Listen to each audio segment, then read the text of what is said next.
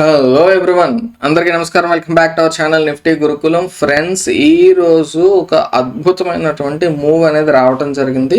10 o'clockకి మీకు చాలా ఫాస్ట్గా ఎక్స్ట్రీమ్ మూవ్ అయితే రావటం జరిగింది. మీరు అబ్జర్వ్ చేసినట్లయితే ఈవెన్ 1 minute టైం ఫ్రేమ్లో కూడా చూడండి ఈ క్యాండిల్ అనేది అర్థమైందా.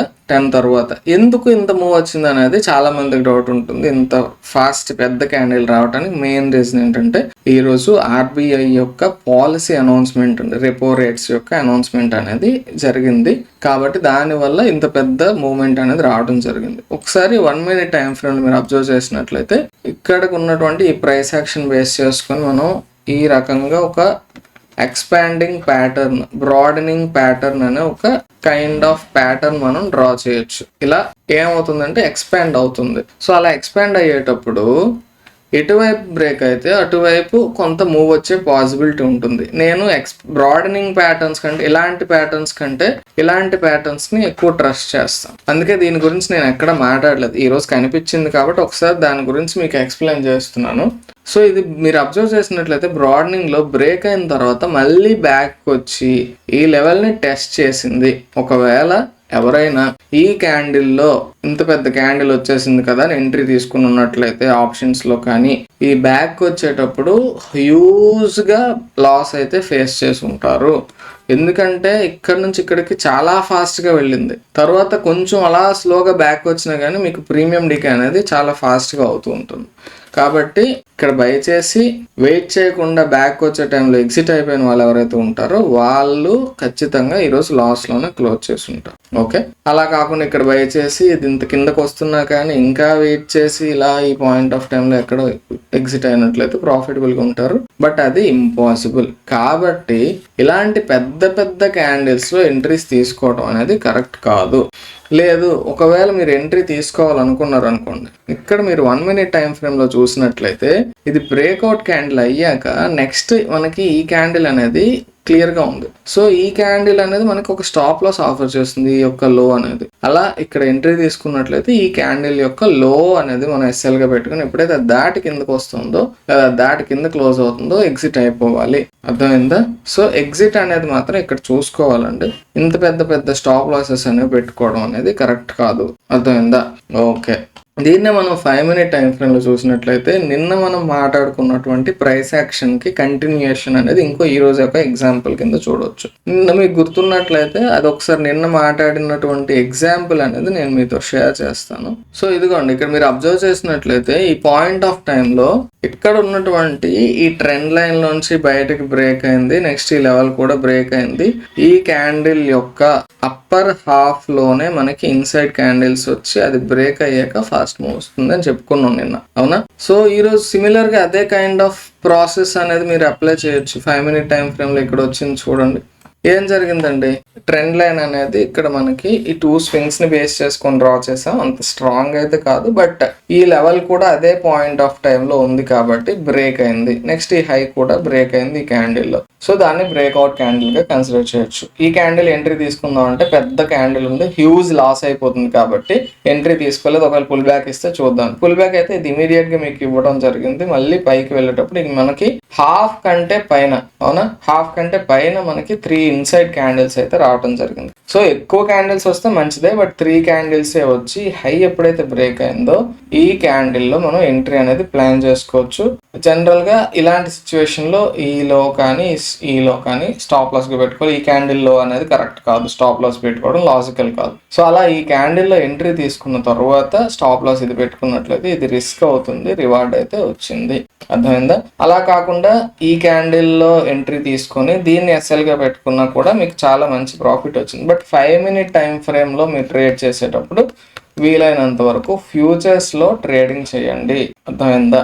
ఆప్షన్స్ అంటే మీకు అంత ఎమోషనల్ స్టెబిలిటీ ఉండదు. ఇంత బ్యాక్ వచ్చేటప్పుడు మీకు హ్యూజ్ గా లాస్ కనిపిస్తుంది. దాన్ని తట్టుకొని నిలబడే కెపాసిటీ అయితే మీకు ఉండకపోవచ్చు. ఫ్యూచర్స్ కూడా రిస్కీనండి, కానీ ఆప్షన్స్ బయ్యింగ్ చేసే కంటే కూడా ఫ్యూచర్స్ అనేది మీకు కొంత తక్కువ రిస్కీ అనమాట. అర్థమైందా? సో అలా మీరు ఎంట్రీ ఈ క్యాండిల్ ప్లాన్ చేసుకున్నట్లయితే చాలా మంచి మూవ్ వచ్చింది.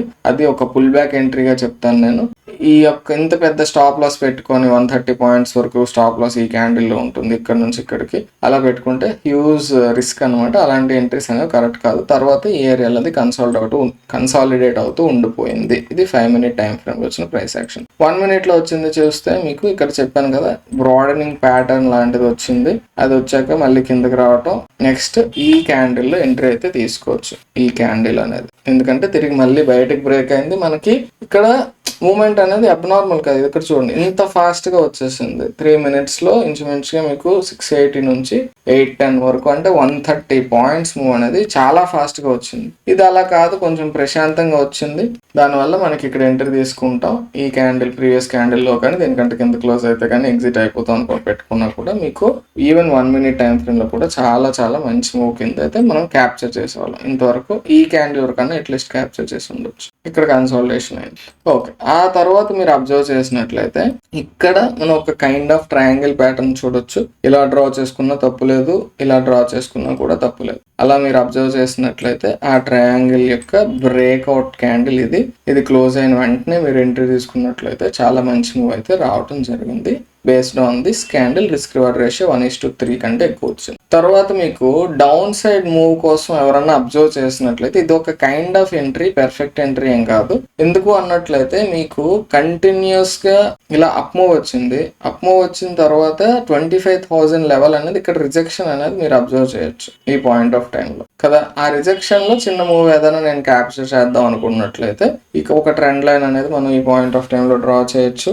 దీన్ని ఒక రకంగా చూసినట్లయితే ఒక హెడ్ అండ్ షోల్డర్ ప్యాటర్న్ గా పెట్టుకుని ఇది నెక్ లైన్ గా మీరు అబ్జర్వ్ చేసినట్లయితే ఇది కొంచెం ఈ ఏరియాలో ఇది బ్రేక్ అయ్యాక కానీ ఈ క్యాండిల్ కానీ ఎంట్రీ తీసుకున్నట్లయితే డౌన్ సైడ్ మూవ్ అయితే రావడం జరిగింది. ఓకే, అది ఇంకొక entry in 1 minute time frame.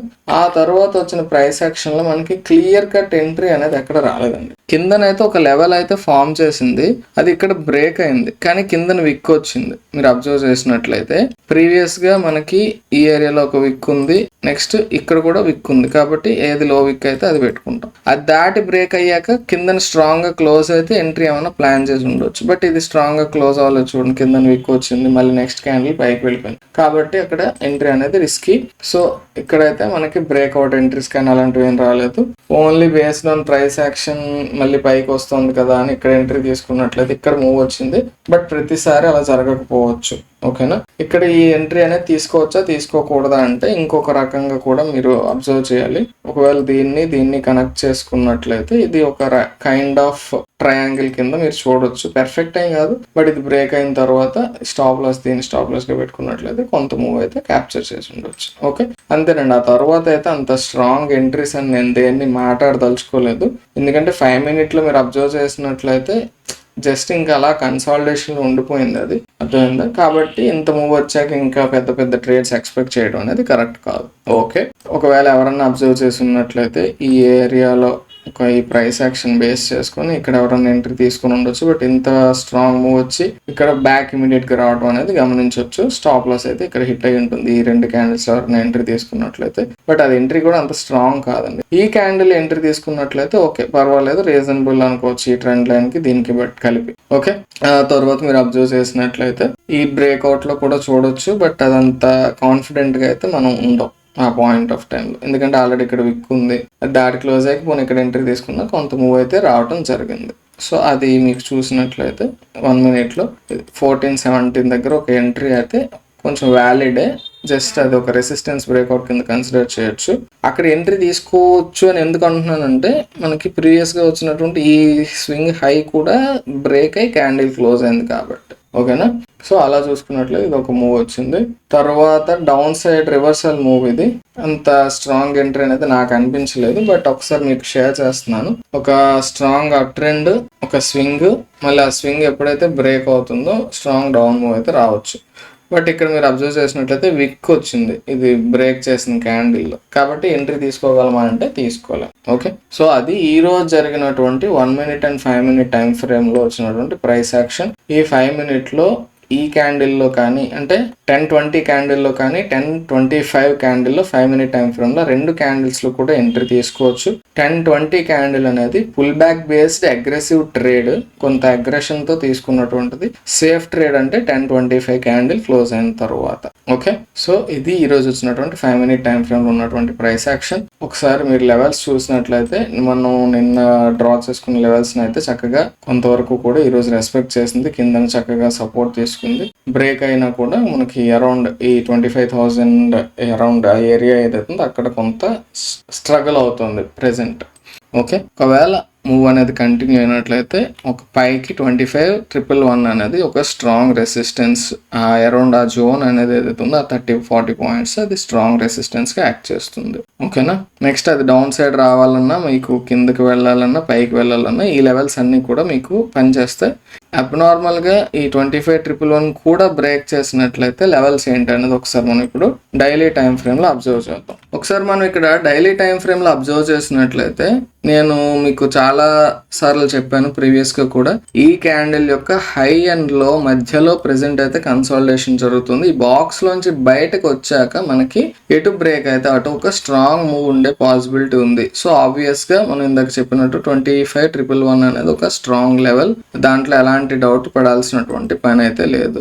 ఆ తరువాత మనం అబ్జర్వ్ చేసినట్లయితే అరౌండ్ దిస్ ఈ ఏరియా అనేది కొంచెం అబ్జర్వ్ చేసుకోవాల్సినటువంటి జోన్ 25,220 230 అరౌండ్ ఆ ఏరియా, అది కూడా బ్రేక్ అయినట్లయితే మనకి పైన 25,480 500 అనేది ఒక అప్కమింగ్ రెసిస్టెన్స్, నెక్స్ట్ రెసిస్టెన్స్ లా యాక్ట్ చేస్తుంది.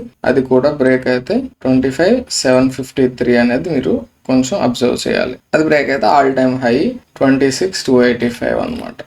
ఓకే, సో అది ఈరోజు వచ్చినటువంటి ప్రైస్ యాక్షన్ అండ్ రేపటికి నెక్స్ట్ అప్కమింగ్ సెషన్స్కి important levels. Daily time frame మీరు అబ్జర్వ్ చేసినట్లయితే ఇది ప్రైస్ యాక్షన్ అండి, ప్రిపరేషన్ నెక్స్ట్ ట్రేడింగ్ సెషన్కి ప్రిపరేషన్. లెవెల్స్ కావాలనుకున్నట్లయితే ఇవి నెక్స్ట్ ట్రేడింగ్ సెషన్కి లెవెల్స్.